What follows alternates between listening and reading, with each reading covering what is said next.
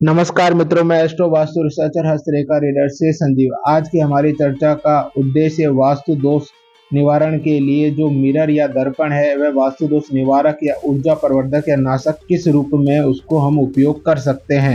दर्पण में खुद के गुण, एक तो प्रतिबिंबित करने वाला गुण और एक प्रसारित करने वाले गुण, ये दो गुण महत्वपूर्ण होते हैं। इन्हीं गुणों के आधार पर वास्तु शास्त्र में, वास्तु संरचनाओं में या वास्तु में होने वाली कमियों या दोषों का निवारण कर घर को सकारात्मक ऊर्जा से परिपूर्ण किया जा सकता है।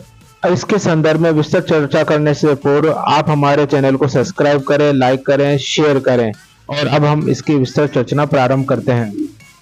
सर्वप्रथम हम दर्पण के बारे में जानें कि दर्पण है क्या। दर्पण एक प्रतिबिंबित करने वाली इकाई है।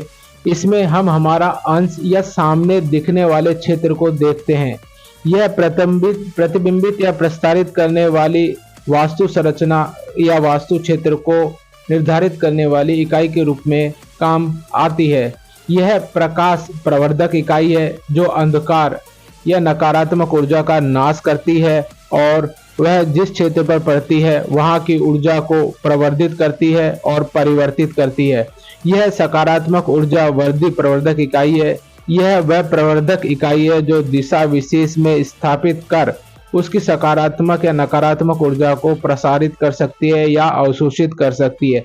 जैसे कि उत्तर, उत्तर पूर्व और पूर्व की दिशा सकारात्मक दिशा है, यहाँ सकारात्मक ऊर्जा का वास रहता है, यहाँ से सकारात्मक ऊर्जा प्रसारित होती है। अगर हम इन दीवारों पर दर्पण लगा देते हैं तो वह वास्तु संरचना में दोषों का शमन करने में सक्षम हो जाता है और उस क्षेत्र में या उस वास्तु संरचना में सकारात्मक ऊर्जा को बढ़ा देता है।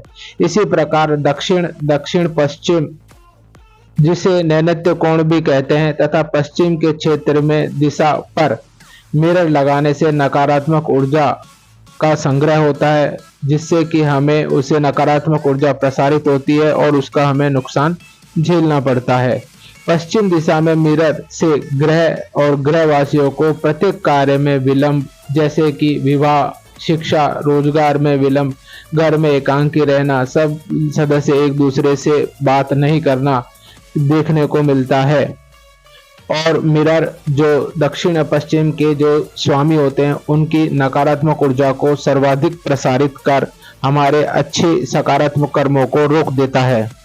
इस प्रकार घर के वास्तुशास्त्र के अनुसार या वास्तु संरचना के अनुसार जो अच्छे वास्तुशास्त्री होते हैं वह पूर्णतः घर की वास्तु संरचनाओं का गहन अध्ययन करते हैं और उसके अनुसार वास्तुशास्त्र में दर्पण का उपयोग कर इसके दो गुण, प्रतिबिंबित और प्रसारित करने के गुणों के आधार पर वास्तु दोषों का उपाय कर सकते हैं।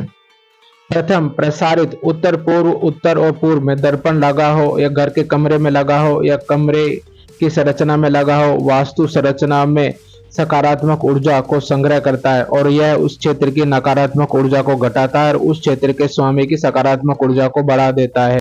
जैसे मान लीजिए आपके ईशान कोण में आपने कमरा बना रखा है तो वह पति पत्नी के वैवाहिक और वैचारिक जीवन में विभेद पैदा करता है। लेकिन अगर वहां पर हम उत्तर पूर्व की दिशा में मिरर लगा दें तो वह इस दोष का शमन करता है तथा संतति को भी बढ़ने की चांस देता है। द्वितीय, प्रतिबिंबित, अर्थात जो ऊर्जा नकारात्मक है उसको वापस प्रतिवर्तित करना का कार्य। इसमें हम सबसे प्रथम वैध के रूप में मिरर का उपयोग कर सकते हैं। घर के बाहर होने वाली कोई दीवार, खंभा, पेड़ या दूसरे घर का दरवाजा या फिर मल्टी स्टोरी बिल्डिंग या कोई पूजा स्थल या शमशान घाट या चौराहा या और कोई संरचना जो आपके घर की ऊंचाई की दूरी के बराबर आपके घर के क्षेत्र में सम्मुख आपके शामिल होती है, उसको वैध दूर करने के लिए हम मिरर का इस्तेमाल करते हैं। दूसरा, प्रतिबिंबित में सीढ़ियों का दोष। यदि मान लीजिए आपकी सीढ़ी ऊपर छत पर दक्षिण या पश्चिम दिशा मुख में खुल रही है तो उस स्थिति में हम एक दर्पण का उपयोग कर उसके नकारात्मक ऊर्जा के घर में प्रवेश को रोक सकते हैं, जिससे कि हमें सकारात्मक ऊर्जा का मान सम्मान और कार्य के अच्छे क्षेत्र के रूप में लाभ मिलता है।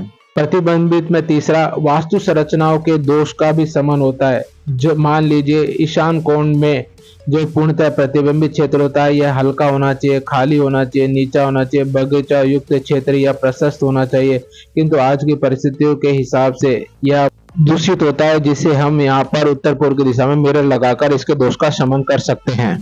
दर्पण के साथ क्या करें या ना क्या करें या फिर क्या उपाय। प्रथमतः उत्तर पूर्व ईशान पूर्व दिशा में ही दर्पण लगाएं, अन्यत्र से हटा दें।